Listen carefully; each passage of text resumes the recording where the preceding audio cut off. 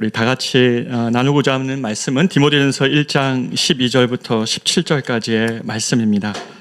디모데전서 1장 12절에서 17절 말씀인데요.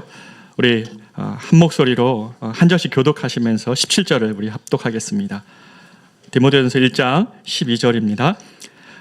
나를 능하게 하신 그리스도 예수 우리 주께 내가 감사함은 나를 충성되이 여겨 내게 직분을 맡기심이니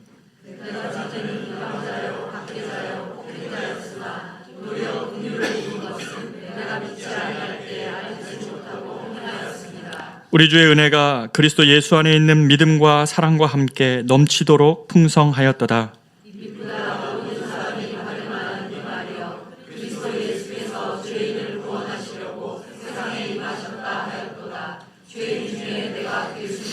그러나 내가 긍휼을 입은 까닭은 예수 그리스도께서 내게 먼저 일체 오래 참으심을 보이사 후에 주를 믿어 영생하는 자들에게 본이 되게 하려 하심이라.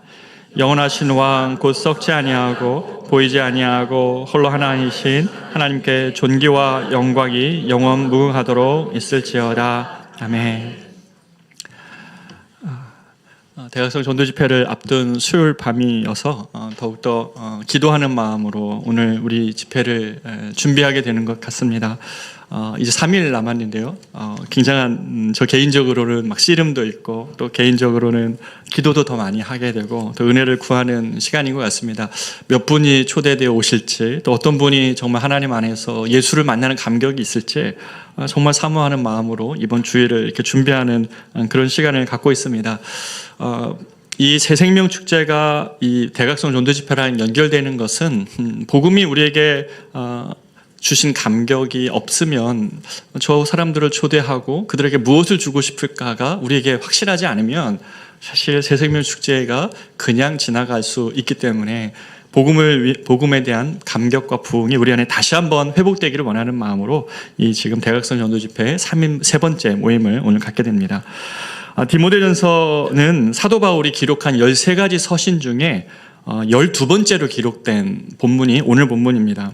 다시 말하면 사도 바울이 그의 생애 말미에 썼기 때문에 복음이 무엇인지 가장 잘 기록한 말씀 중에 하나라는 것이죠. 복음과 교회가 오늘날 세상에 던지고 싶은 메시지가 뭘까요? 믿지 않는 사람들에게 여러분과 또 복음과 교회는 세상에 무엇을 말하고 싶으냐고 물어볼 때 여러분 무엇이라고 답하겠습니까? 복음을 믿으면 어떤 일이 벌어진다고 말하고 싶은 것입니까? 복음은 사람들에게 첫 번째로 오늘 본문에 보면 12절에서 나를 능하게 하신 그리스도 예수 우리 주께 내가 어떻게 해요? 감사함은 이라고 말합니다. 복음이 사도의 삶에 바울의 삶에 또 우리의 삶에 이루어 놓기 원하는 열매와 목적이 있다면 그것은 사람으로 하여금 진실된 감사를 하게 하는 삶을 살게 하는 것입니다. 세상의 보편적인 사람이 누리는 그런 기쁨 또 세상이 대부분 또 즐거워하고 기뻐하다가 결국 빠져들어가는 쾌락을 보면 이런 것은 보면 우리 삶에 유익이 되거나 하나님을 기쁘시게 하는 것이라기보다는 때로는 그런 쾌락들이 자기 자신을 처음에는 기쁨으로 시작되었지만 나중에는 쾌락으로 빠지고 그 쾌락이 자신을 망치고 또 이웃들의 심령을 고통하게 하면서 자기 쾌락을 취하고 또 하나님께도 조금이 유익되지 않는 그런 쪽으로 흘러갑니다. 그런데 그런 것과 달리 성경과 복음은 이 사람의 영혼 속에 진실한 감사와 기쁨을 저 깊은 곳에서부터 끌어내기를 원한다는 것입니다. 사실 감사와 기쁨이라는 단어보다 오늘 본문에 더 정확한 것은 희락 또는 감격입니다. 복음이 주는 그 희락, 정말 쾌락과 다른 희락이고 그리고 감격이라는 것이죠. 복음은 성경은 또 하나님 때문에 이 사람들의 영혼과 삶에 이런 희락과 감격을 불러일으킵니다. 이 기쁨은 우리의 주위에 보면 사람들의 기쁨은 흔히 말하는 그런 기쁨은 예를 들면 이런 거겠죠. 어떤 원하는 일들이 이루어지거나 또 내가 어떤 조건을 갖추거나 어떤 오랫동안 준비했던 것들이 이렇게 이루어질 때일 것입니다. 하지만 한번 생각해 보십시오. 우리 인생이 어떤 것들을 이루고 성취하고 또 그런 것들을 얻게 될 때에 누리는 기쁨이라면 그런 기쁨 굉장히 가변적이고 일시적이고 또 조건적일 겁니다. 그렇죠? 그런 조건이 이루어지지 않거나 그런 성취가 없거나 또는 그것을 실제로 또 누린다 할지라도요, 어떤 하나의 성취가 줄 수 있는 기쁨은 굉장히 일시적일 뿐입니다. 앞으로도 경험하실 거고, 어떻게 보면 우리 인생을 통해서 경험해 온 것도 우리가 지혜를 동원해 보면 사실은 우리가 우리 삶에서 원하는 대로의 삶을 다 이루고 살지 못한다는 것을 우리 인생이 주는 교훈이 있습니다. 이 땅의 사회는 보편적으로 보면 이렇게 얘기하죠. 우리 꿈이 이루어질 것이다. 그렇기 때문에 그 꿈 이루기 위하여서 잠도 못 자고 정말 모든 것을 다 들여서 그 꿈이 이루어질 것이다. 그렇게 성취하며 그 꿈을 이루며 살라고 말하지만 사실은 그렇습니까? 우리가 꾼 꿈 대부분이 안 이루어질 때가 더 많아요. 정말 그렇습니다. 어떤 분이 그러더라고요. 2002년 월드컵 때 우리 표어가 뭐였습니까? Dreams come true 였잖아요. 그렇죠? 우리는 꿈이 이루어졌는지 모르지만 다른 팀은 꿈이 좌절돼요. 그렇죠? 꿈은 어떤 사람은 이루는 경우도 있지만 많은 사람들은 이루지 못하는 경우도 많습니다. 그리고 그 꿈은 이루어도요, 금방 또 사라져버리는 꿈들이에요. 그런 행복들이라는 것이죠. 세상은 우리 삶이 변하고 또 꿈이 이루어지고 조건이 또 우리가 행하는 어떤 것들이 원하는 대로 바뀌면 기쁘고 즐거울 수 있다고 말하지만 그런 기쁨들은요, 너무 조건적이고 제한적이고 또 가변적이고 일시적일 뿐입니다. 세상이 말하는 꿈을 이루면서 인생의 목표를 거기다 정하고 기쁨을 얻고 삶의 희락과 감격을 찾으려 한다면 우리 인생은요, 너무 짧은 순간만 기쁨을 누리고 너무 많은 순간에는 그 꿈을 이루는 그 과정 때문에 많은 세월을 그냥 보내야 됩니다. 그런 꿈들을 말하는 것이 아니죠. 복음이 우리에게 말해주고 싶은 것은 우리가 세상이 말하는 무언가를 이루고 또 조건을 구비하고 성취가 주어지고 내 삶 속에 내가 이루고자 했던 것들이 이런 것들이 다 성취되었을 때 그럴 때 이 말하는 기쁨을 말하지 않습니다. 그런 조건적이고 가변적이고 또 제한적이고 일시적이고 또 어떤 경우는 소수만이 누릴 수 있는 그런 것 가지고 성경이 기쁨을 말하지 않는다는 것이에요. 성경은 복음이 주고 싶어하는 기쁨은 훨씬 더 본질적이고요, 훨씬 더 근원적이고 참되고 보편적입니다. 소수만 누릴 수 있는 것이 아니라 누구든지 진실하게 주님을 만나면 그 사람의 영혼 속에, 그 사람의 중심 속에 일어나는 기쁨이고요, 모든 세대를 거슬러서 서양과 동양이든 이 땅이든 미국이든 저기 아프리카든 어떤 지역을 초월하고 또 연령과 세대를 초월하고 누구든지 정말 진실되게 주님을 만나면 그 영혼 속에 희락과 기쁨과 감격을 터쳐내는 것, 이것이 복음이 하고자 하는 일인 것이죠. 말씀을 나누면서 여러분에게 묻고 싶습니다. 복음을 아는 사람들 속에 있는 이 희락과 기쁨이 지금 그 감격 속에 우리가 살고 있습니까? 이거 정말 알고 있습니까? 내가 예수를 믿고 있으면서 이 세상이 주는 조건들을 이루었을 때의 기쁨 말고 복음이 주는 그 감격과 기쁨과 희락이 여러분 안에 있냐는 것입니다. 오늘날 한국교회가 힘을 잃어가는 것은 다른 이유에 있다고 생각하지 않습니다. 복음이 무엇인지 모르기 때문에, 복음이 주는 감격이 무엇인지 알지 못하기 때문에 교회가 어떻게 돼가냐면 세상이 말하는 성공을 같이 성공하면 박수 쳐주고 세상이 다름질하는 그 것을 같이 쫓아가면서 그렇게 세상과 방불하지 않는 교회, 그래서 하나님 세상에서도 말하는 모든 성공을 다 누리고 복음 그리스도 안에서도 누리는 그 모든 혜택들을 다 누려가려고 하는 이러한 교회 모습으로 가고 있기 때문에 교회가 힘을 잃고 있는 것이죠. 여러분의 마음에 정말 희락이 있습니까? 복음은 뭐라고 말씀하십니까? 복음은 밭에 감추인 보배를 정말 발견하고 나서 자신의 모든 재산을 다 팔아서 그 밭에 감추인 보배를 얻는 자의 기쁨이라고 말합니다. 자기가 지금 여기다가 얼만큼 투자하는지에 대한 아무런 관심이 없고요, 자기가 이 밭을 샀을 때에 거기서 얻게 되는 그 복음이, 그 감격이, 그 보화가 무엇인지 아는 자의 감격, 이것을 말하는 것이죠. 여러분 중심 안에 이 기쁨이 있습니까? 여러분이 깨달은 바를 향해, 복음 안에서 우리가 깨달은 바를 향해 줄다름치게 만들어가는 그런 은혜가 그것이 있습니까? 그 복음에 감격이 있습니까? 고난이 있고 눈물도 있고 실패도 있고 아픔도 있고 기다림도 있지만 모든 주를 믿지 않는 사람이 가는 그 고통도 나도 겪고 또 사람이 가는 그 고통의 모든 순간들을 나도 다 가는데 더군다나 예수 믿기 때문에 또 다른 아픔이 있고 고난과 대가 지불을 해야 되는 그런 순간을 우리가 틀림없이 경험함에도 불구하고 그 내가 주님 안에서 발견된 이 은혜를 향하여 달려가는 그런 것, 그런 감격과 희락이 우리가 알고 있는 것입니까? 복음은 들어가는 곳마다 이 사람의 심령 속에 기쁨의 샘을 펼쳐놓습니다. 세상이 열어주는 기쁨이 아니라 하나님이 여시는 참되고 본질적이고 근원적이고 영원토록 변함없는 세월이 갈수록 더 분명해지는 그런 감격과 희락이 있다는 것입니다.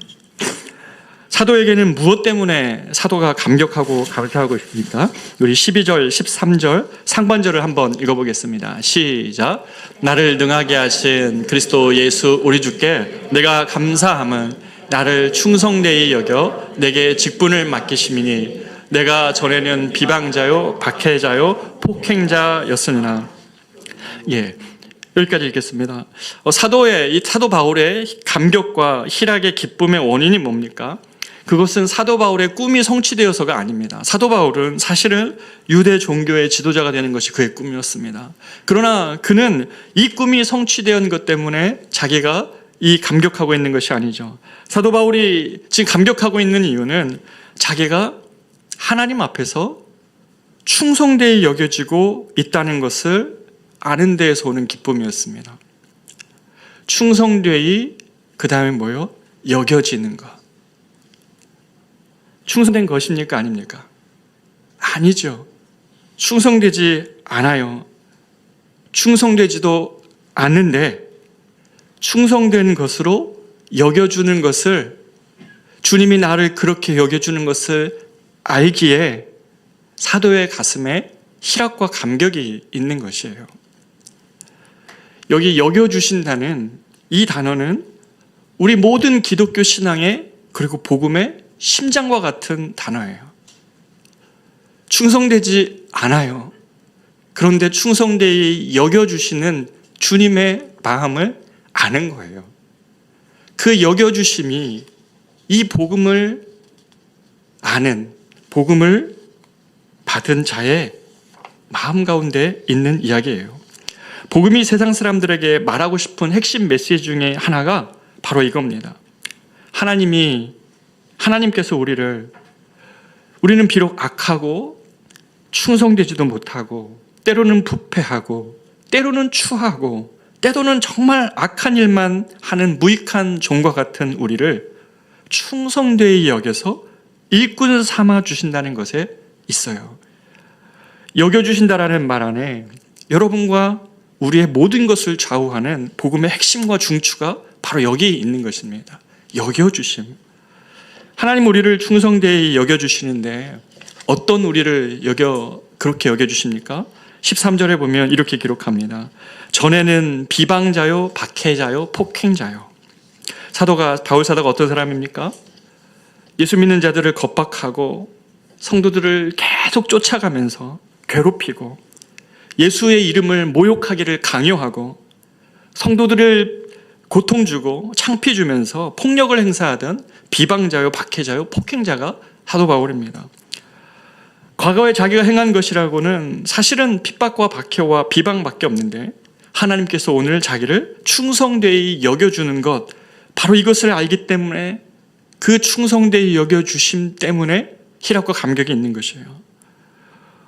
사랑하는 여러분, 복음이 우리들에게 하고 싶은 일이 뭡니까? 복음은 사람들의 생애 가운데 어느 순간에든지 이 과거와 이 예수를 만난 현재의 이 다른 삶을 구분하고 싶어 하는 것이에요. 자기를 바라보는 눈이 달라지는 것이죠. 칼빈은 기독교 강요에서 첫 장에서는 자기를 알미 없이 하나님을 알 수 없다고 말하고, 두 번째 장에서는 하나님을 알 때 자기를 알 수 있다고 이렇게 얘기해요. 그러니까 우리 자신이 누군지를 알려면 하나님을 알아야 되고, 하나님을 알 때 우리 자신이 보인다는 것이에요. 어떻게 지금 이 본문 안에서 해석할 수 있습니까? 우리가 악하고 비방자이고 또 부패하고 추하고 무익한 우리인데 어떻게 하나님이 우리를 충성되이 여겨 일꾼을 삼아 주신다는 것, 바로 이것을 알 때에 사도 안에는 이런 희락과 감격이 밀려오는 것이에요. 신앙은 우리에게 찾아와서 우리의 눈을 열죠. 참된 우리 모습이 무엇인지 알게 해줘요. 복음을 만나지 않으면요, 하나님을 만나지 않으면 자신이 어떤 자인지 알 수가 없어요. 그리고 하나님을 알면 비로소 자기가 누구인지를 알게 돼요. 이 다이내믹은, 이 은혜는 복음만이 우리에게 주시는 은혜예요. 여기서 나오는 감격이 있는 것이에요. 사랑하는 여러분, 이 눈으로 여러분을 보신 적이 있습니까? 여러분 자신을 보는 눈 말고, 또 여러분이 여러분 자신에게 느끼는 것 말고, 또 여러분이 여러분에 대해서 정의하는 세상의 정의 말고, 하나님께서 여러분을 어떻게 보시고 또 어떻게 여기시는지 그렇게 직면하고 맞닥뜨리고 바라보신 적이 있습니까? 사도는 하나님께서 이런 자신을 충성되게 여기시는 줄 아는 데서 감격이에요. 사도 바울이 말한 이 충성됨을 여김을 받았을 때 사도 바울이 이렇게 얘기하죠. 15절 하반절에 보면 뒷부분에 죄인 중에 내가 괴순이라 라고 말합니다. 죄인 중에 내가 괴수다. 나를 충성되이 여기실 때 나는 어떤 사람이었냐면 죄인 중에 괴수라고 말합니다. 근데 많은 사람들이 이 본문을 읽을 때 사도 바울이 과거에 죄인 중에 괴수였다라고 말한다고 읽어요. 그런데 그렇지 않아요. 본문의 원문에 보면 이것은 내가 하나님 앞에서 충성되이 여겨 나를 일꾼 삼으신 지금 이 순간도 나는 내가 죄인 중에 괴수이다라고 현재형으로 기록하고 있어요. 나의 조건이 하나도 없죠. 나는 지금 내가 생각할 때에 나 자신을 볼 때는 죄인 중에 괴수와 같은 나의 삶에 있음에도 불구하고 나를 충성되이 여겨주신다는 것이에요. 사도는 충성되이 여겨지는 지금도 자기가 누구인지를 너무 잘 알고 있어요. 죄인 중에 괴수예요. 이거는 그냥 사도 바울이 자신을 그렇게 겸양해서 표현하는 말씀이 아닙니다. 사도 바울은 자신의 인생 가운데 하나님 앞에서 자기가 어떤 존재인지를 시간이 지나가면서 심화하면서 알게 되는데, 사도 바울의 복음서 초반에 보면 고린도전서가 초반인데 고린도전서 15장에 보면 이렇게 얘기해요. 내가 모든 사도들 중보다 더 작은 내가, 이렇게 얘기합니다. 그러니까 사도는 12사도와 자기를 비교하고 있는 것이죠. 그런데 에베소서에 가면 이렇게 얘기해요. 모든 성도들보다 지극히 작은 내가, 이번에는 사도들까지도 못 가고 이제 성도들 중에 가장 작은 자보다 내가 더 작은 내가, 이렇게 얘기합니다. 그런데 사도 바울이 하나님에 대해서 알고 시간이 지나 자신의 사명을 갖고 살아감에도 불구하고 그가 자신의 인생 말년에 썼던 디모데전서 1장에 보면 이렇게 얘기하죠. 디모데전서는 내가 정말 죄인 중에 괴수다. 이제는 누구와 비교할 바도 없고요. 더 이상 다른 사람과 비교하지도 않고 자신은 더 이상 누군가에 비교할 바 없는 사람들 중에 제일 연약하고 악하고 부패한 존재가 사실은 나이다 라고 말하며 현재형으로 고백하고 있는 것입니다. 많은 것으로 포장되어져 있는 것 같지만 하나님을 알아가니까 그 앞에서 이제 누구와 비교할 바가 아니라, 누구랑 비교해서가 아니라 내 자신이 가장 악한 자라는 사실을 하나님 앞에서 고백하는 것이죠. 사도가 하나님이 자기를 이렇게 충성되이 여겨주신지를 알고 감격하고 있는 것입니다. 바로 이것이 기독교입니다. 이것이 복음이 우리를 데려가고 싶은 삶의 자리인 것이에요.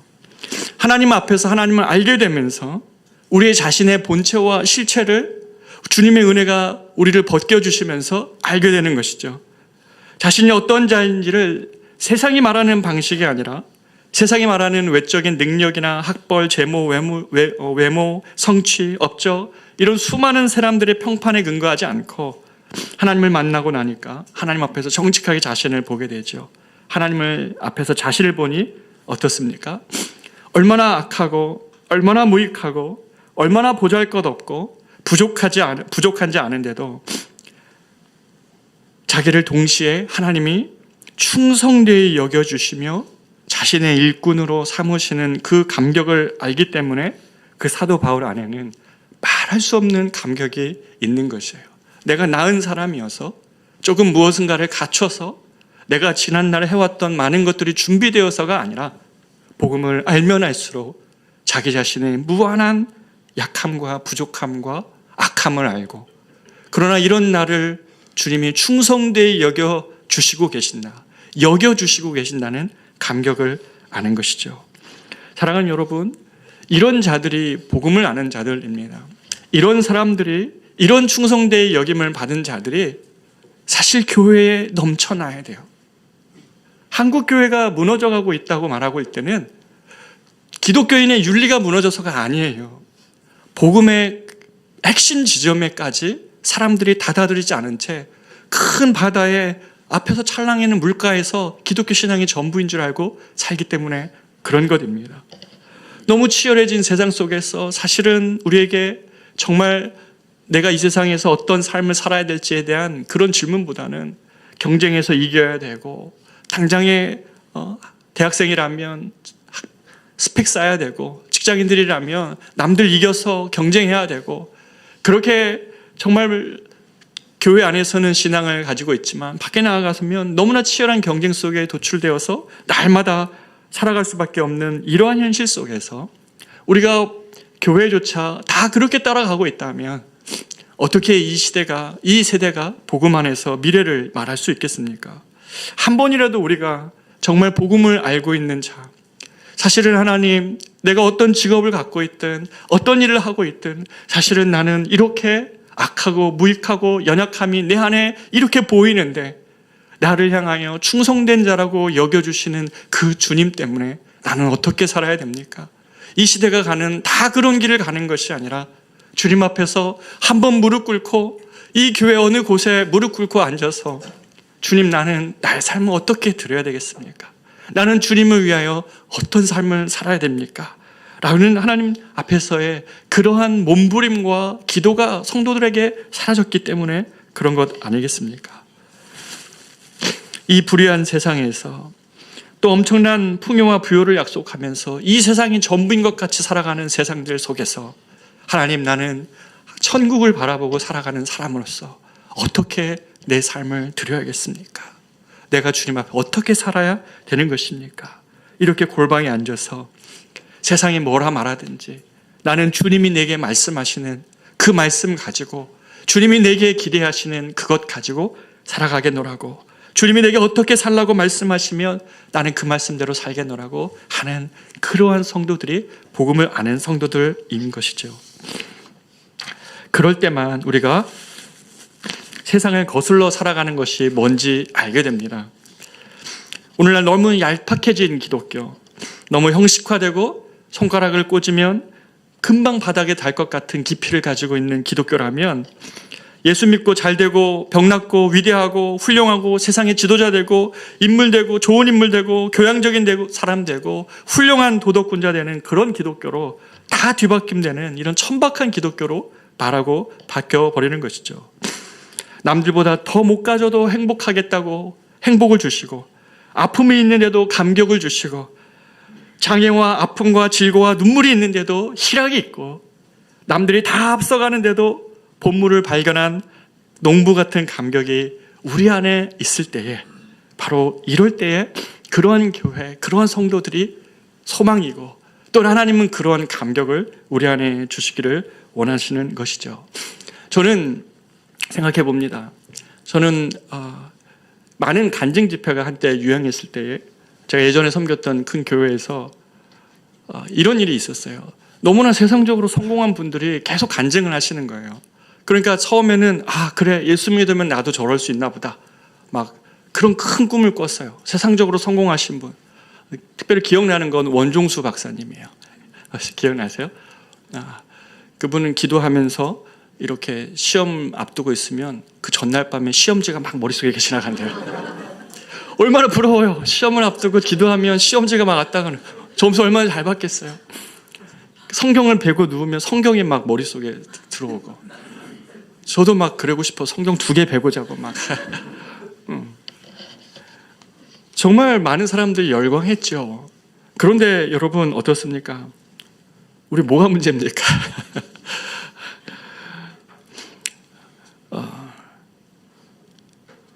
간증의 생명은 보편적이어야 되잖아요. 저와 여러분이 경험하는 현실과 맞닿아 있어야 되잖아요. 여러분과 저가 경험하는 삶은 사실은 누가 와서 어떻게 하면 된다고 해서 되는 삶이 아니잖아요.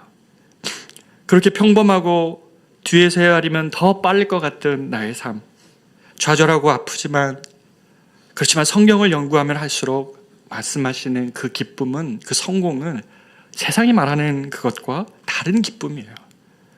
샤머니즘이나 세상에 우리가 거듭나는 것이 아니라 세상을 또 주님을 알지 못하는 사람들이 보편적으로 좋아하는 그런 것들과 다른 복음이 우리 안에 열어놓은 새로운 감격과 그런 가슴이 우리 안에 있는 것이죠.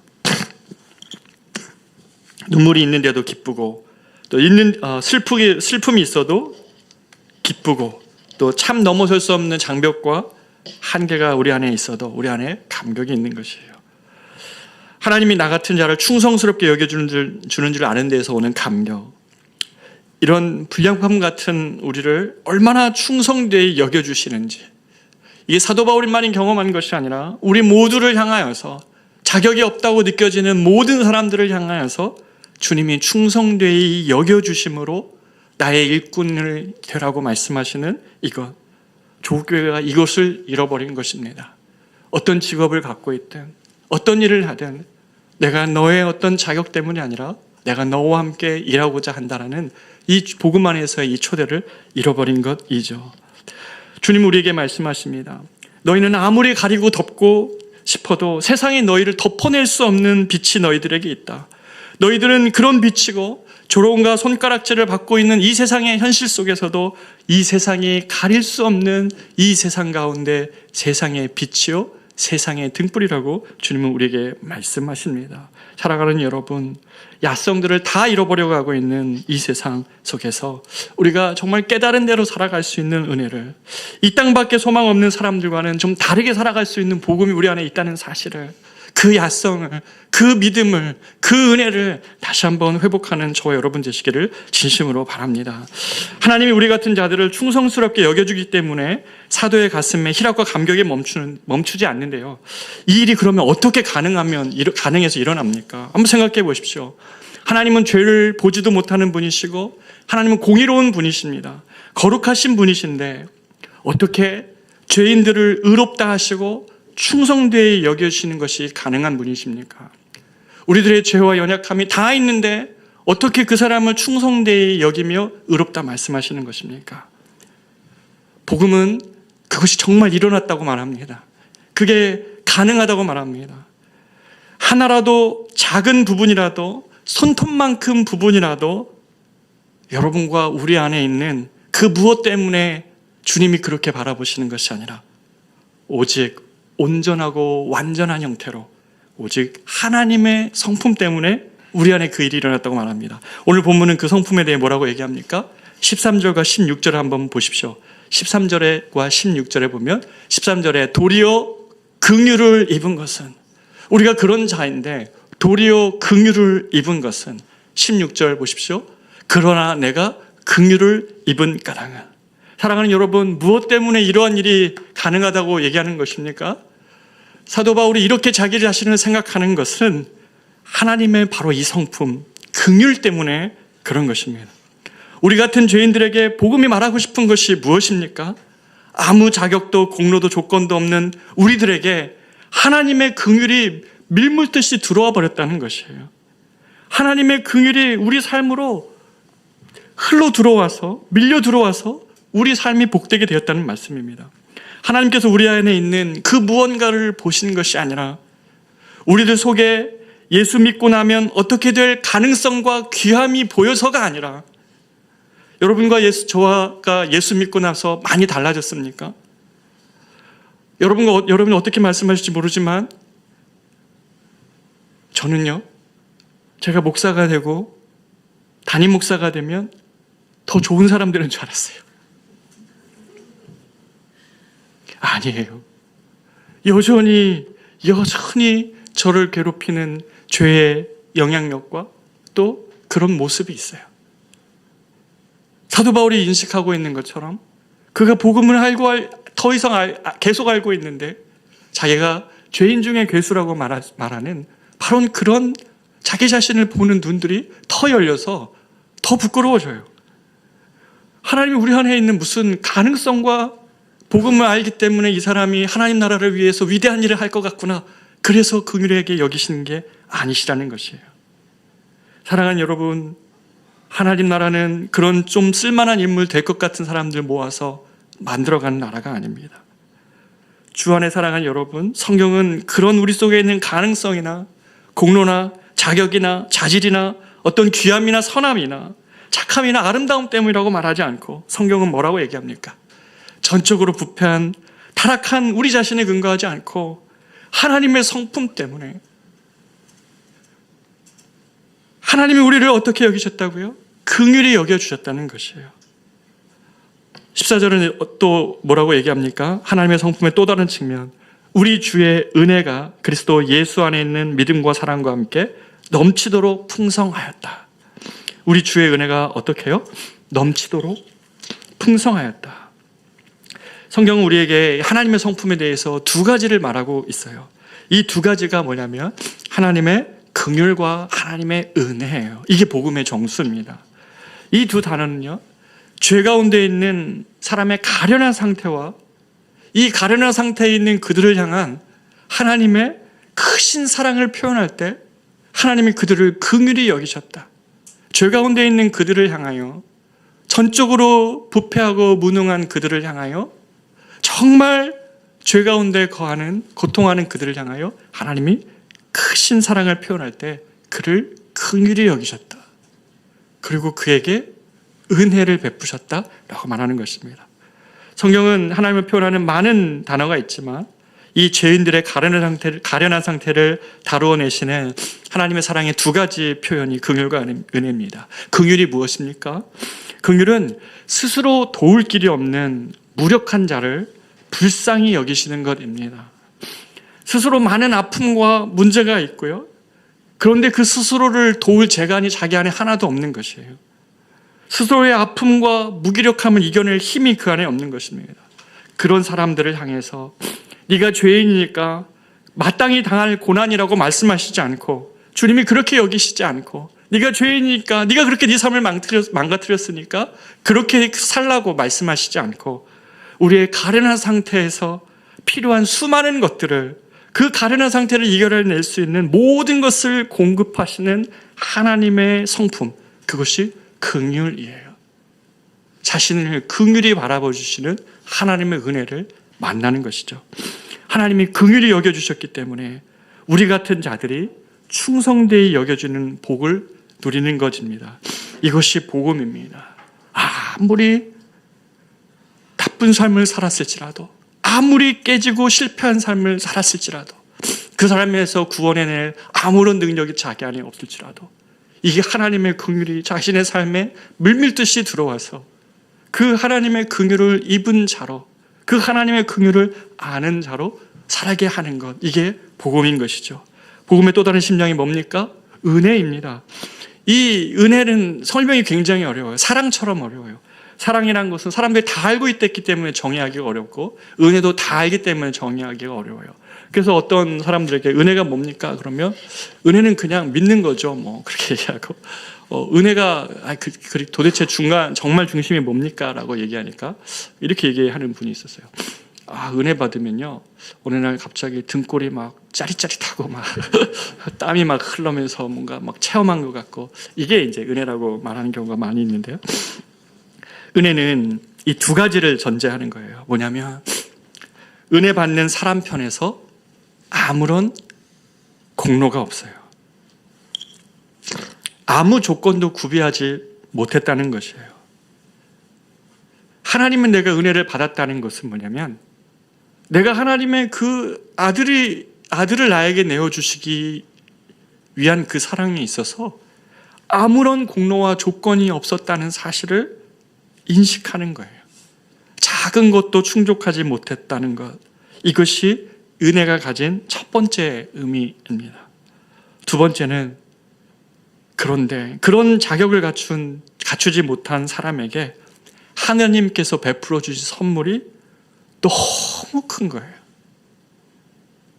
당신이 나를 위해서 자신의 아들을 내어줘야 될 이유가 아무것도 없고 아무런 조건을 내 안에서 찾지 못하겠는데, 알면 알수록 나는 죄인 중에 괴수와 같은 나인데 그런 나에게 주시는 하나님의 은혜가 너무 큰 거예요. 그 선물이, 하나님의 그 사랑이. 내가 어떻게 하나님의 자녀가 되어 이 세상을 살아가는가, 어떻게 내 인생을 주님이 끝까지 동행해 주시겠다고 약속해 주시는가, 이 세상뿐만 아니라 저 천국에 대한 소망도 내 마음에 품고 살아가게 하는가.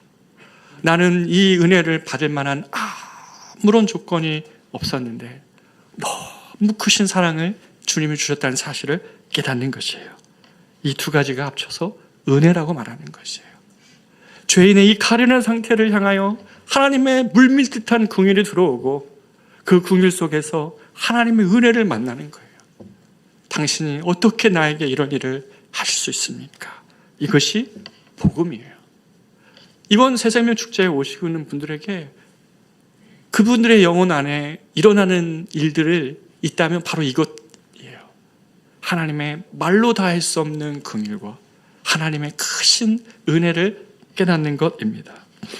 우리가 정의 듣고 나니까 다 아는 것 같죠? 그렇죠? 그래요. 그런데 우리는 이것을 아무리 은혜를 가르쳐도요, 사람들은 쉽게 공로주의로 다시 돌아갑니다. 그렇죠? 이 죄를 범한 인간이 가지고 있는 그 기댈 수 있는 것이 공로주의거든요. 자격이고 조건이에요. 사람들, 죄범한 사람들이 가지고 있는 바로 그것이 조건이에요. 교회 안에서도 맨날 조건 얘기하고 자격 얘기하고 막 그래요. 그런데요, 이러한 세상의 모든 자격과 조건을 가진 사람들이 세상은 다 가져가는 이런 세상이지만 교회는 어떻게 얘기해요? 그렇게 얘기하지 않잖아요. 자격과 조건이 없어도 값없이 와서 주의 말씀을 들으라고 하고 그 말씀을 사라고 얘기하잖아요. 세상의 모든 것이 조건입니다. 그래서 교회가 세속화되는 것은 어떤 교회가 세습한다, 교회가 담임 목사님이 큰 차 탄다, 이게 교회 세속화가 아니고요. 복음이 변질되는 거예요. 복음이. 이 자격과 조건으로 교회가 다시 층층층 나눠지고 그 끊임없는 조건 속에서 이 하나님의 은혜와 사랑이 지배하는, 이 긍휼과 사랑이 지배하는 공동체가 아닐 때 그 교회가 세속화의 물에 들어가는 것이죠. 이 패역한 땅에, 조건이 지배하는 이 땅의 사람들에게 우리가 어떤 예쁜 짓을 하거나 또 무엇을 어떤 조건을 얻어서 또 그것을 구비해서가 아니라 이 패악한 땅에 이 조건과 자격을 말하고 있는 세상에서 하나님의 은혜와 하나님의 사랑이 지배하는, 하나님의 긍휼이 지배하는 하나님 나라가 시작되었다는 것을 말해주고 보여주는 것이 바로 교회인 것이죠. 이 하나님의 나라가 이 땅 가운데 들어와 버린 것이에요. 조건과 자격과 예쁜 짓 해야 모든 것 다 누릴 수 있는 이 세상 속에서 하나님의 은혜와 하나님의 긍휼이 사람들을 위해 임한 나라, 그것이 지배하는 나라, 바로 그것이 하나님께서 이 땅 가운데 가져오신 하나님의 나라인 것이죠. 엉터리 같은 우리들에게 하나님이 섬대하시고 넘치는 용서와 자녀의 영광을 주시는 이 하나님의 은혜의 사역이 이 복음을 통하여 우리에게 주신 감격과 은혜라는 것입니다. 이 은혜 때문에 우리가 하나님 앞에 설 때마다 예쁜 짓 하지 않아도 됩니다. 다 망가지고 깨트려져도 괜찮습니다. 그럼에도 불구하고 하나님의 보좌에 들어갈 때마다 담력이 있고 확신이 있는 게 뭡니까? 우리가 우리의 모습 알고 하나님이 우리의 모습에 내가 인지하는 내 모습 때문이 아니라 내가 인지하지 알지 못하는 모습까지도 다 아시면서도 하나님이 나를 위하여 자신의 아들을 주신 그 사랑 때문에 마귀가 일어나서 송사하고 양심이 일어나서 송사하고 어느 쪽을 보아도 내가 가지고 있는 한마디도 핑계할 수 없는 자격과 모든 것이 부족하고 어리석음에도 불구하고 하나님의 긍휼과 은혜가 우리 안에 들어옴으로 인하여서 내가 그 하나님을 알기 때문에 그 주님이 주시는 기쁨과 그 확신 때문에 이 세상에 살아가면서 세상에 아무리 큰 성공을 이룬 사람 앞에서도 내가 주눅들지 않고 하나님의 자녀됨의 기쁨과 감격이 은혜 안에 사는 것, 이것이 하나님이 만들어내는 차이인 것이에요. 예수 믿는 사람들한테 보이고 세상에 보고 싶은 것도 이거고, 복음이 우리 안에 만들어내고 싶은 은혜도 바로 이것이에요. 사랑하는 여러분, 복음이 주는 이 감격이 있습니까? 여러분, 이 일이 실제로 일어났어요. 이것을 어떻게 알 수 있습니까? 이것이 우리가 저기 주님 나라 가야 일어나는 것이 아니라 실제로 일어난 복음의 심장과 같은 사건이 될 수 있었던 것은 바로 오늘 14절 15절 때문에 그렇습니다. 우리 주의 은혜가 그리스도 예수 안에 있는 믿음 안과 사랑과 함께 넘치도록 풍성하였도다. 15절 보십시오. 미쁘다 모든 사람이 받을 만한 이 말이여 그리스도 예수께서 죄인을 구원하시려고 세상에 임하셨도다 하였도다. 아멘. 예수께서 실제로 이 땅에 오셨기 때문에 이 길이 가능한 것이에요. 하나님의 긍휼과 은혜가 우리 삶에 밀묻듯이 들어올 수 있는 것은 사도 바울이 얘기하는 것처럼 미쁘다 모든 사람이 받을 만한 이 말이요 그리스도 예수께서 죄인을 구원하시려고 세상에 임하셨도다. 주님이 이 땅 가운데 실제로 오셔서 실제로 사셨고 태어나셨고 사셨고 행하셨고 달리셨고 부활하신 예수께서 이루신 모든 것들 때문에 우리가 하나님의 이 복된 은혜의 자리에 우리를 다 들어가게 하신 것이에요. 우리의 무엇 때문이 아니라 예수를 그래서 이제부터 내가 나를 의지하고 나를 바라보는 인생이 아니라 주님을 바라보고 주님을 의지하고 주님께 내 마음의 소원을 드리며 살아가는 인생 그 모든 사람들에게는 미쁘다 모든 세상들이 받을 만한 이 말이요 그리스도 예수께서 죄인을 구하시려고 이 세상 가운데 오셨도다라는 그런 감격으로 우리를 만들어가는 것이죠. 사랑하는 여러분, 이 땅 가운데 하나님 나라 우리가 교회가 문제가 이 기독교 윤리의 문제가 절대 아니에요. 이 복음을 다시 회복해야 되는 것이에요. 이 복음을 회복할 때에 복음이 우리 안에 다시 회복되어야 돼요. 사랑하는 여러분과 제 안에 다시 회복되어야 돼요. 거기에서 모든 출발이 있습니다. 모든 감격이 있는 것입니다. 예수님의 이 땅에 오심과 사심과 행하심과 고난받으심과 돌아가신 그 모든 공로 때문에 우리 같은 자격 없는 우리가 하나님 앞에 오늘도 충성되이 여겨지고 있어요. 자격과 조건이 왕노릇하는 이 세상에서 공로 없는 내가 하나님의 보좌 앞에서 세상에 그 어떤 큰일 이룬 사람보다 더 담대하게 예수 때문에 그분의 긍휼 때문에 담대히 서는 그 기쁨, 그 감격, 그 은혜, 저와 여러분이 이 복음을 알기 때문에 누릴 수 있는 감격입니다. 절대 두들지 마십시오. 절대 그 자리에 머물러서 눈물 흘리지 마십시오. 다시 눈을 들어 우리를 아무런 조건, 자격 없지만 충성되이 여겨주시는 하나님의 긍휼과 은혜가 있다는 사실 앞에 여러분 다시 한번 일어나십시오. 우리 찬양하며 오늘 기도 시작하기를 원합니다. 은혜로다 시작됐네요. 복음이 우리 안에서 만들어내는 이 은혜를 우리가 이 저녁에 찬양하며 기도하러 나가겠습니다. 은혜로 시작됐네. 시작됐네. 우리 주님의 능력이 나의 삶을 다스리고 새롭게 하네. 자유하네. 자유하네. 죄와 사망으로부터 나의 삶은 변하구나.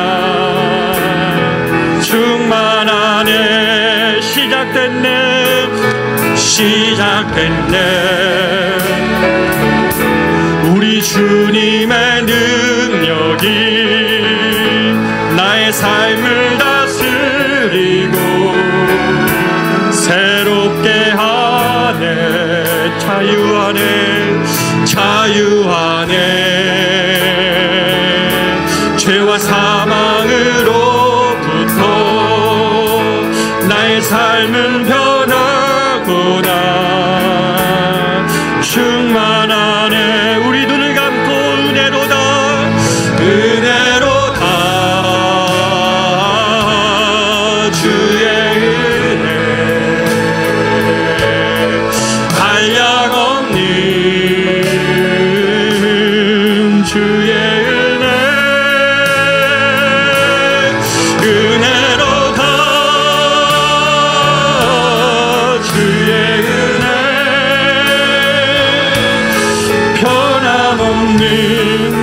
신실하신 주의 은혜. 은혜로다. 은혜로다. 주의 은혜.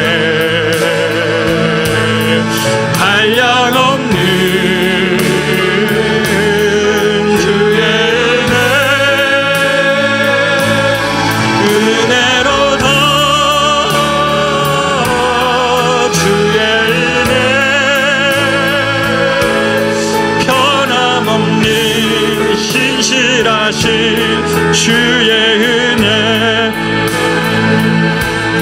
여러분, 우리가 같이 한번 이 시간에 기도하기를 원합니다. 여겨주심, 이것이 복음의 중추입니다. 내가 하나님을 알아갈수록 내가 어떤 잘남과 또 어떤 가능성이 내 안에 있어서가 아니라 하나님 나라를 위해서 저도 한때 정말 저도 많은 것 준비했다 생각했고 많은 것을 갖췄다고 그렇게 잘못 생각한 적이 있었던 것 같아요. 그러나 주님의 은혜를 알면 알수록 이 여겨주심이 은혜가 없다면 우리의 죄와 우리의 연약함과 우리의 무자비함과 우리의 부족함이 다 드러나는 그런 인생일 수밖에 없습니다. 저와 여러분을 충성되이 여겨주심으로 주님의 일을 맡겨주시는 주님, 주님의 일을 함께 하자고 초청하시는 주님, 우리는 전에는 비방자요 박해자요 내가 죄인 중에 괴수 같은 나인데도 불구하고 우리 인생을 향하여 하나님의 그 길이 물밀듯이 들어왔습니다. 우리 삶을 향하여 하나님의 은혜가 부어졌습니다. 그것이 복음입니다. 그것이 만들어내는 감격과 은혜의 차이를 가지고 이 땅을 젊은이로서, 아빠로서, 직장인으로서 노년의 삶을 살아가는 것입니다.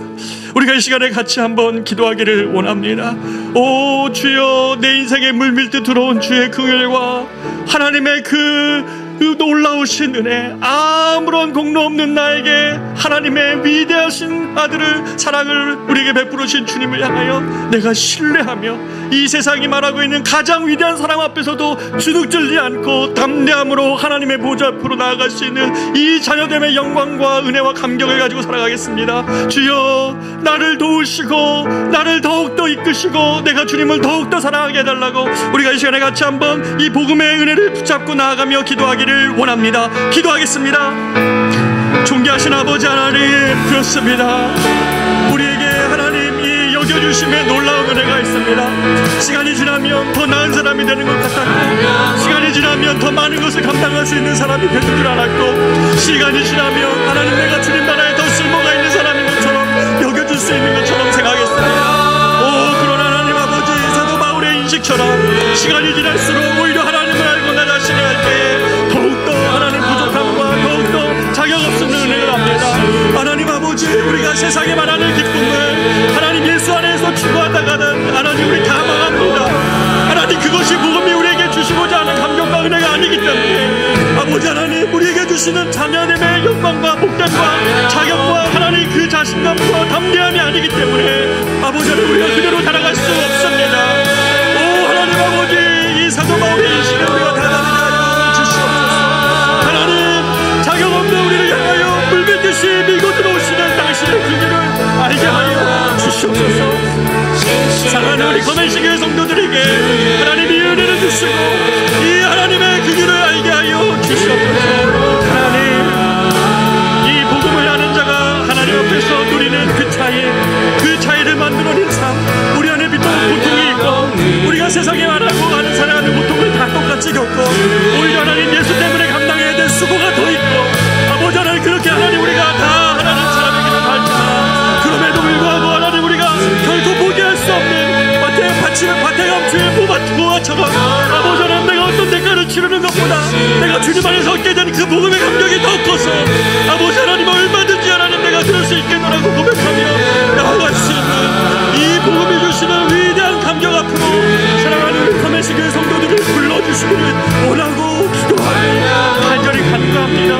아버지 하나님, 이 복음이 주는 감격 안에서 우리가 차이를 만들어내고 이 복음이 주는 감격 안에서 우리가 은혜를 누리고 세상이 알지 못하는 담대함과 은혜와 그 기쁨과 감격을 가지고 살아갈 수 있는 사랑하는 우리 거맨시교회 성도들 될 수 있도록 주여 하나님 이 저녁에 함께 하소서. 주여 함께하여 주시옵소서. 은혜로다 은혜로다 주의 은혜 한량없는 주의 은혜 은혜로다 주의 은혜 변함없는 신실하신 주의 은혜. 우리가 두 번째로 기도할 것은 우리가 이번 주에 새생명 초대 축제에 초대하는 영혼들 안에 하나님 이거 알게 해주십시오. 다른 그거 말고 예수 믿으면 성공할 수 있다, 뭐 예수 믿으면 뭐 좋은 일이 생긴다, 그런 거 말고 이 복음이 정말 우리를 데려가고 싶은 그 자리, 하나님의 긍휼이 그의 인생 가운데 물밀듯이 들어오는 그 감격, 하나님의 은혜를 발견한 자가 누리는 그 자신을 하나님 앞에서 무릎 꿇는 그 은혜가, 하나님 이번 새생명 축제 우리가 기쁘게 모든 순서를 진행할 겁니다. 그러나 그 말씀의 시간에 그 감격이 하나님 앞에서 그들이 경험할 수 있는 은혜가 될 수 있게 해달라고 이번 주 새생명 축제를 놓고 같이 한번 마지막으로 기도하겠습니다. 존귀하신 아버지 하나님, 우리에게 새생명 축제를 주셨습니다. 하나님 이번 주에 하나님 우리가 배신자를 품고 하나님 예배에 초대합니다. 하나님 저들의 인생 가운데 우리가 만난 이 예수 그리스도 안에서 누리는 이 긍휼과 이 은혜의 복음을 알게 하여 주시옵소서. 그들이 얼마나 그동안의 인생 속에서 이 하나님의 은혜와 긍휼을 알지 못했기 때문에 자신의 삶을 증명해내야 되고 세상 안에서 누려야 될 그 기쁨들을 누리지 못한 것으로 인하여 고통하고 아파하고 눈물을 흘렸다며, 아버지 하나님 이 시간에 그 어떤 깨짐을 가진 자도, 그 어떤 악함과 추함과 실패와 무너짐을 경험한 자라도 하나님의 이 긍휼이 그들의 삶에 밀물듯이 들어가 그들의 영혼을 구원해내고 건져내고 이 하나님의 사랑이 무엇인지 깨달아 알아가는 자에게 하나님 일어나는 하나님의 놀라운 하나님의 사랑을 알아가는 하나님, 그러한 하나님 주일 집회 될 수 있도록 주님 도와주시옵소서.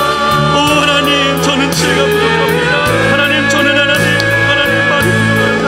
오 하나님 행하소서, 하나님 행하소서. 그렇게 하나님 가족들을 내려오는 사랑하는 우리 성도들의 하나님 가운데 이 하나님의 은혜가 무엇인지를 깨달아 알므로 자신의 인생을 누리며 그 복음 앞에 자신을 무너뜨릴 수 있는 하나님의 은혜가 하나님 이번 새생명 축제 가운데 일어날 수 있도록 주여 역사하시고 부으시고 하나님 일하여 주시옵소서.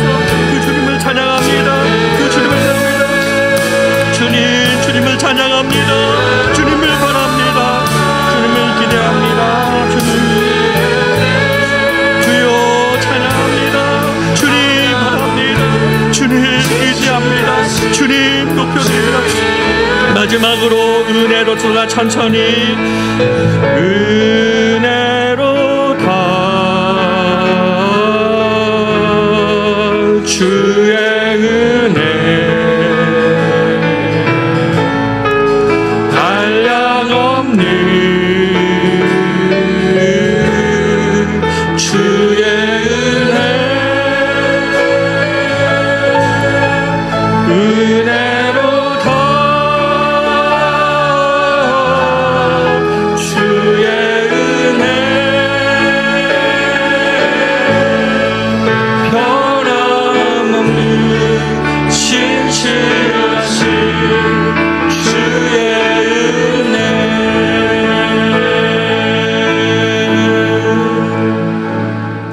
이제는 우리 구주 예수 그리스도의 은혜와 하나님의 말로 다할 수 없는 사랑하심과 성령님의 충만케 하시는 은혜가 이 복음이 주는 위대한 감격 안으로 다시금 우리의 생각과 마음과 환경과 고민과 걱정과 염려조차 다 그 앞에 무릎 꿇고 주님의 그 복음에 주시는 은혜를 붙잡고 다시금 세상이 알지 못하는 그 감격과 희락으로 이 세상을 거슬러 올라가기를 소망하는 사랑하는 우리 커맨시 모든 성도들 머리 위에, 그리고 이번 주에 초대될 하나님 태신자들 영혼들 위에 이제로부터 영원토록 함께 있을지어다.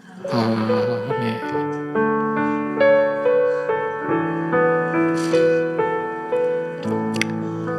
계속 기도하실 분은 계속 기도하시겠습니다.